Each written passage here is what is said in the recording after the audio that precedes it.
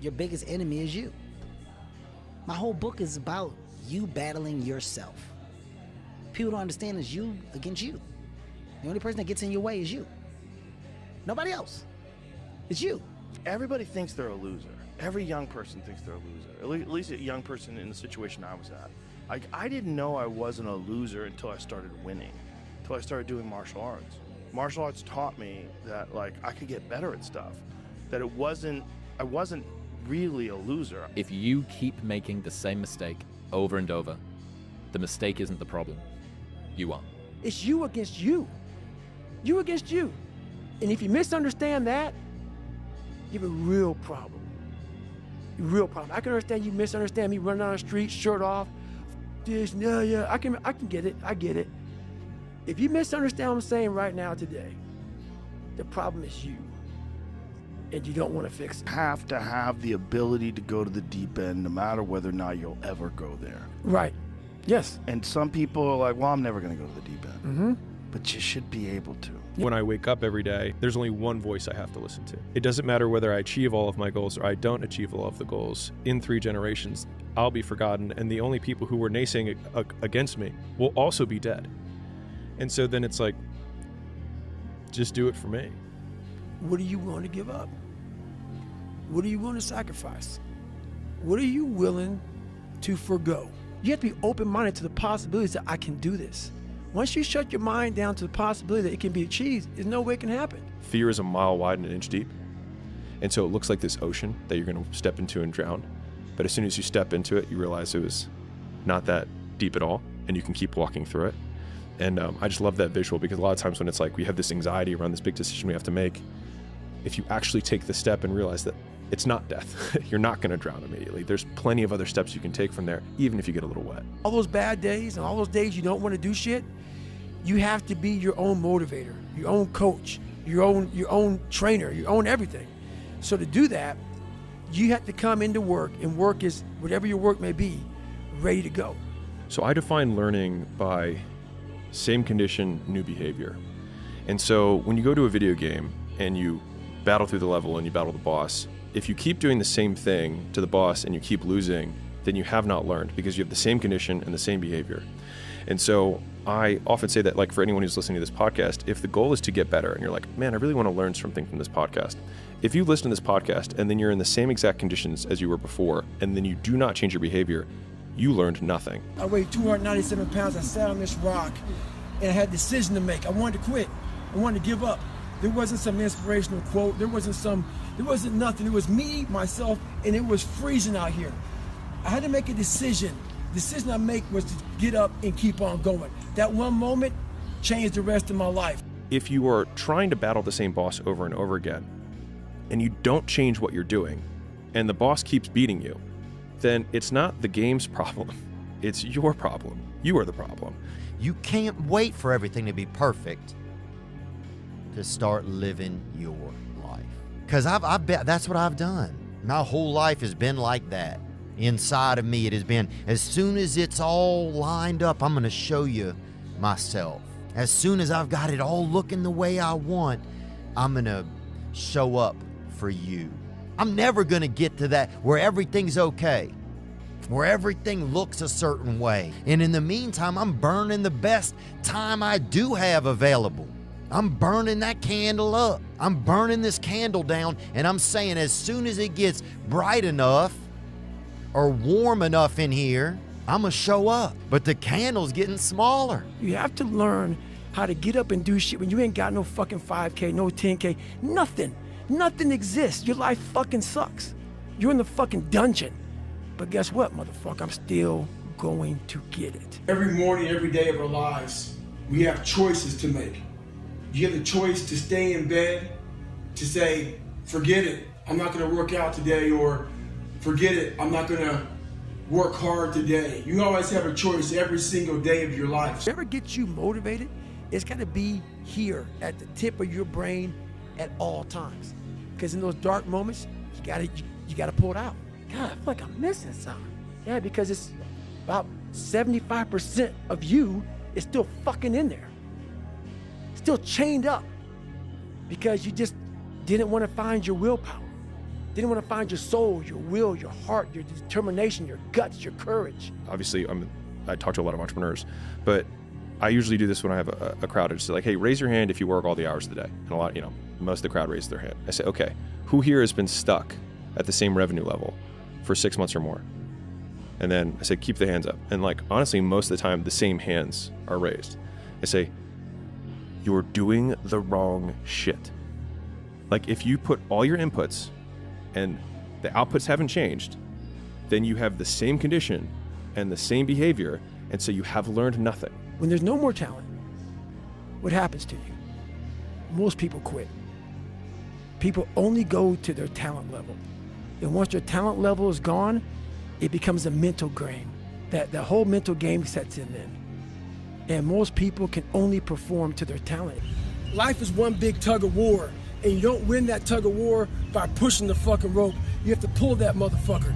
And a lot of times you have to pull yourself through life. This morning, I did not want to get up, so I had to pull my ass out of fucking bed. But guess what? The more and more I got into that run, each fucking step into that run, I started gaining more and more confidence. But to gain that fucking confidence, you have to fucking be willing to pull yourself out of bed, pull yourself out of a funk, pull yourself out of whatever the fuck life is throwing at you. And they realize, man, why am I always messing up right here?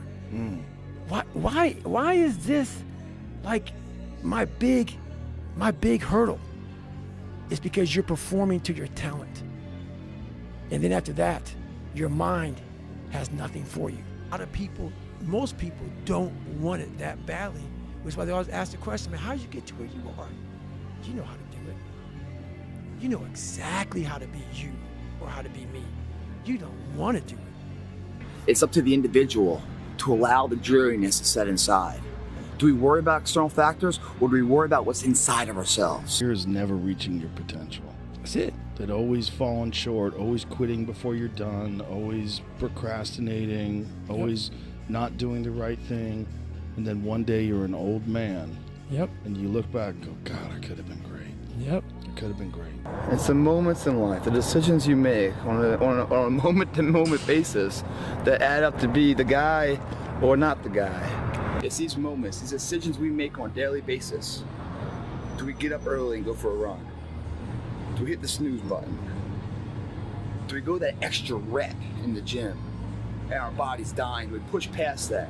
All these little things are the inches that add up to be the measure of difference between first place and forever forgotten. Many people build confidence in different ways, and they build belief in different ways. Coming from where I came from, I didn't have any belief in myself. So some people can go read a book and get belief. Some people can go take a yoga class, have good parents. I had to put myself, so where I came from is so far down underneath like soil that I had to build belief by truly ingraining it in my brain. The thing is, man, it's always going to be a party. It's always going to be a time to celebrate and a time to join friends or a day to, the bars are always open. Always open. No matter how old you are, they're always open, you know?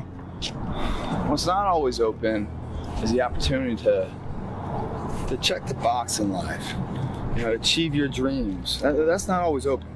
I don't want to do something, but do it anyway. That's right. That grows this area.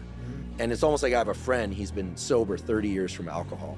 And he always says, the amazing thing about addiction is there's a cure. The problem is it only works one day at a time. Yep. And so you have to renew it every day. 30 days doesn't clean shit up.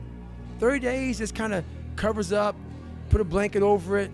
It's like putting a rug over it.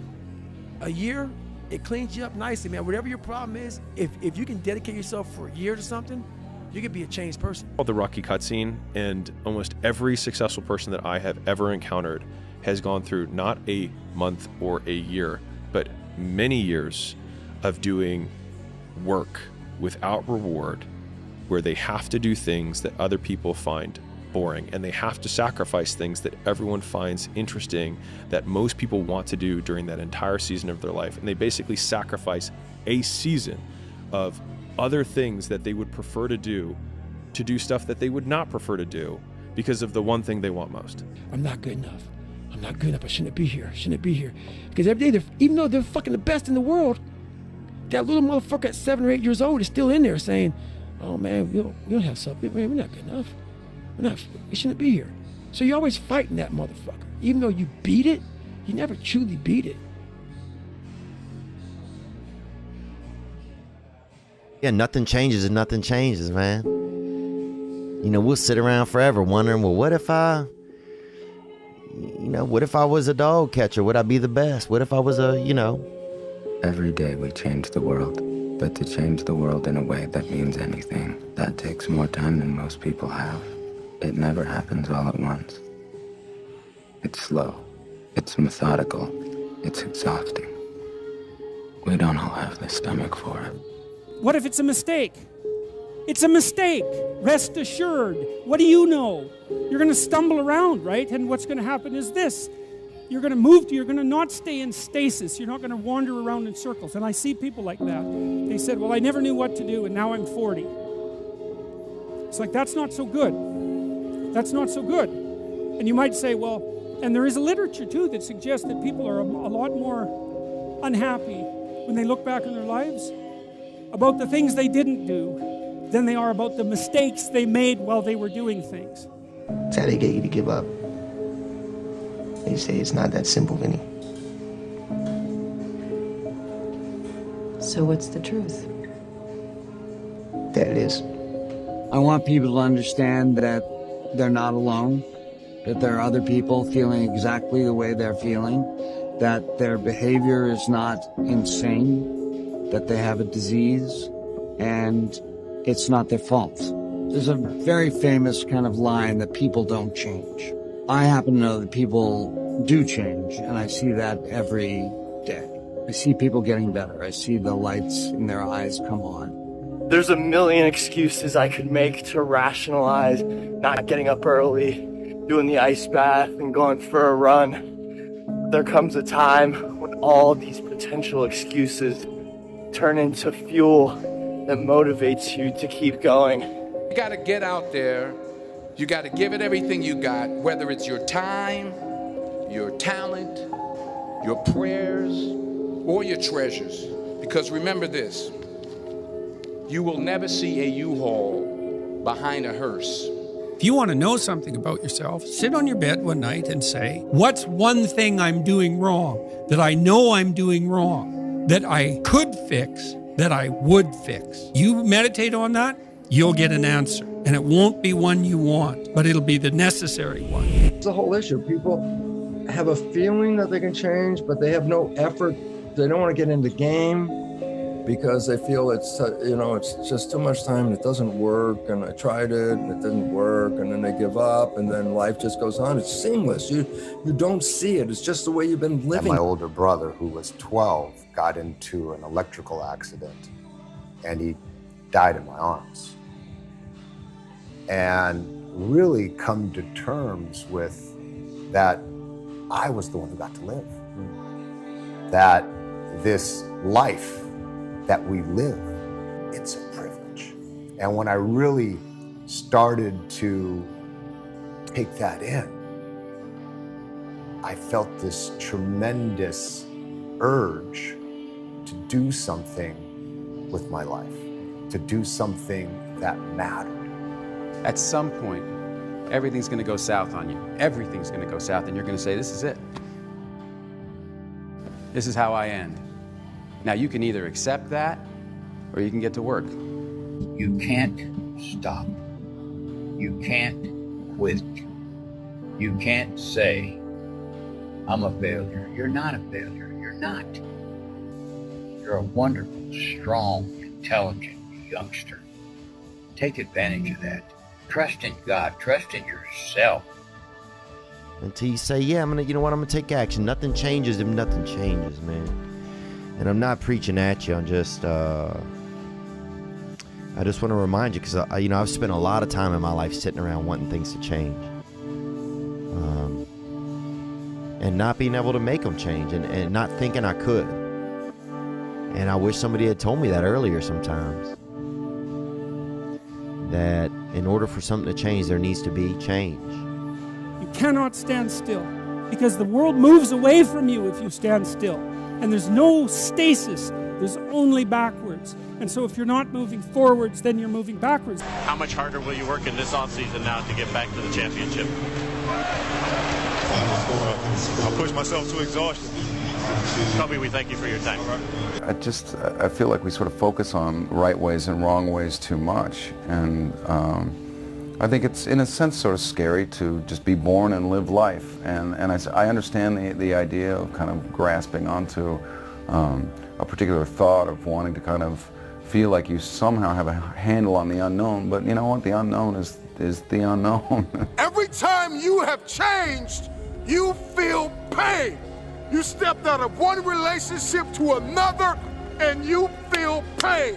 You leave one neighborhood to another and you feel pain. You go from one job to another and you feel the fire of transition. See change as growth. See change as transformation. See change as evolution. See change as necessary. See change as critical. See change as inevitable. Do something. Stop being scared if you have not jumped on the bandwagon of doing exactly what the you want to do, which is skiing for the next 3 years or working at a job that's not what your parents want or what society wants. Do something. Stop being scared. And so enough parents, the kid that's sitting right now at a desk and saw this in a feed and you hate your job, enough. Stand up, get the out of here, and do you. Live your life. You got one life. And so if you're not willing to be a fool, then you'll never start anything new. And if you never start anything new, then you won't develop. And so the willingness to be a fool is the precursor to transformation. And that's the same as humility. And so if you're going to write your destiny, you can do a bad first job. You're going to get smarter as you move forward. When you can learn to do things when you don't want to, when you don't feel like it, when you're tired, when you can learn to push yourself to do them, that's when the world opens up to you. That's when success knocks at your door. There will never come a time when you can just happily coast through life. It's hard to stay governed by anxiety. It's hard to be inconsistent.